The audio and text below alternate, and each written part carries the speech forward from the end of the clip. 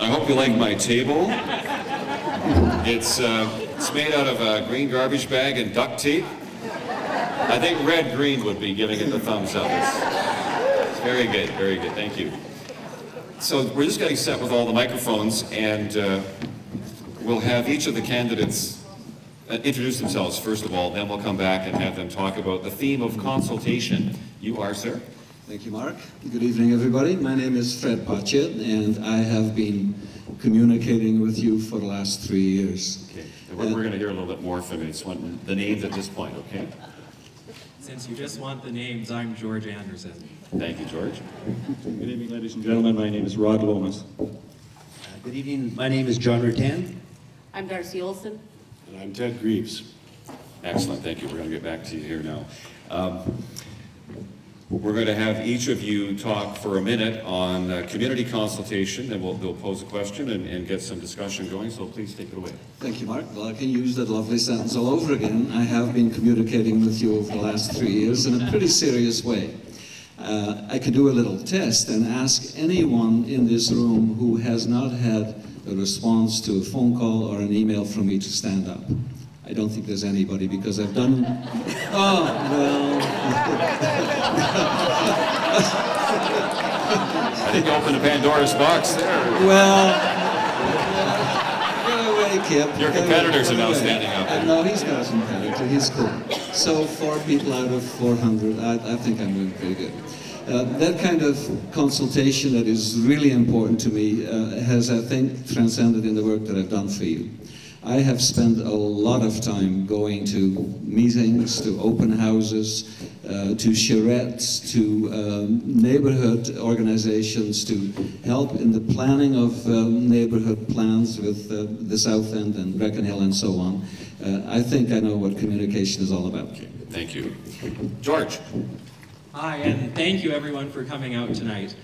Community consultation is very important. We need to make sure that we have counselors who are willing to listen and respond to the residents in our city. That means that we need to go and contact all the neighborhood associations that are here.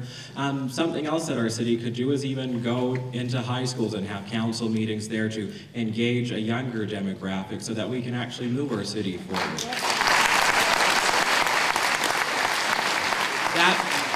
Also using things like social media. They're free, so it's not going to cost the taxpayer any money. But there's lots of things that we can do to get more people involved. Open houses. We need to make sure that we have as many wide diversity of people going out and actually becoming involved in our city. Our last election, we had 19,000 people going out to vote, and that's not enough to say that we're going to build a vision with 19,000 people. So we need to all come together and actually build upon something that we can be proud of, and that includes having councillors who respond to everyone. Thank you, George. Rod Lomas. Thank you, ladies and gentlemen. Council is about making informed decisions. Hallmarks of good government include effective communication, due diligence, and fair process.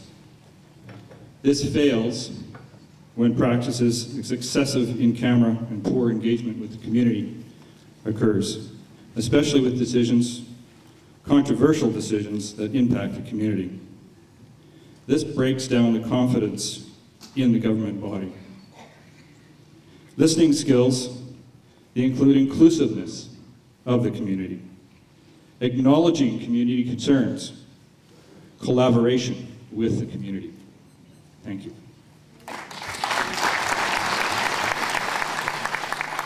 John Rattan.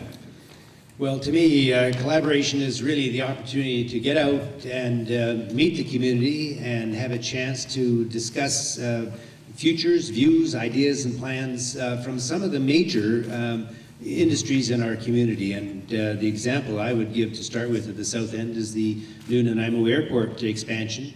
The city has worked very closely with the Airport Commission and the airport manager on finding ways that we can work closely with them. For example, fire protection for the airport. We've had a very close working relationship with the Port of Nanaimo, and we're working closely with them on how to market that to bring a very strategic number of ships into Nanaimo, which is going to in turn reap, I hope, a lot of rewards for the merchants and the people in the downtown core. We work very closely with VIU, Vancouver Island University, and Dr. Ralph Nielsen, and I can assure you there's probably very few economic generators more important to us than the university. And I think all in all what we want to do is sit down with all these key players and work with them on it. Thank you. Thank you. Garcia. Well, I'm thinking that neighborhood associations are the key to dealing with community consultation. It means that the city can discuss things directly with the neighborhoods involved, and they can come back and discuss it as a city as a whole, as well as yourself in your own community. It may take a small amount of money to help redevelop some of the other associations that haven't been as ongoing as, let's say, Sika, Breckenhill, Hill, and Departure Bay. But once you start to gain those strengths, then we can start to move forward. We can give them a small bit of funding that they might need to get brochures out and get some more contact information available. Ongoing neighborhood associations are going to be part of the OCP. You bring us your ideas, we get to change the OCP, and then we can work with you. Also, we get to participate directly in the issues that affect you. And the intent is not for all the associations to override the interest of the whole community, but to find a way to accommodate over the whole city's objectives. Oh, sorry. That went fast. Red light. It goes quickly. 1 minute, 10. Please. Thank you, Mark.